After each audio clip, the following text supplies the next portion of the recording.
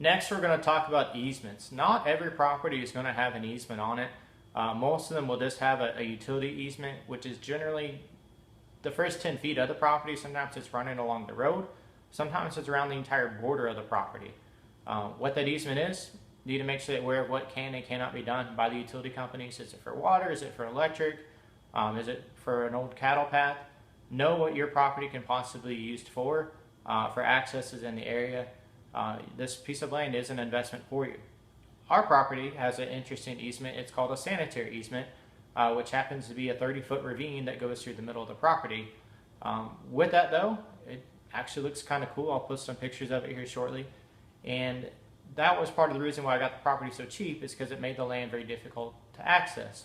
So as far as resellable, it's not going to be very resellable land, but again, it's something that I plan to have off the grid and live a simple, sustainable life through this process.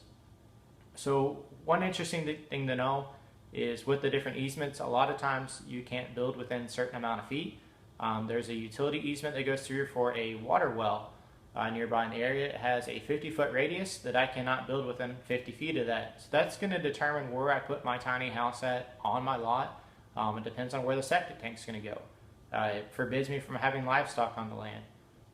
Don't want any surprises down the road. Again, this is a good opportunity to have an option period on the contract. So once you uncover this information, if you decide that, hey, this isn't going to work for me, you have a reason to get out, whatever reason that you want, because it's the option period. Take a look, ask around. If you have questions, talk to the county. Make sure that you have a good survey. I'll post one of my surveys here in just a minute so that we can see what it looks like. Ask questions. If you have any questions, reach out and ask me, and I can give you some suggestions. Again, I'm not a lawyer, I don't have any legal advice, but I can tell you the different obstacles that I ran into to maybe help you overcome the obstacles that you might potentially face.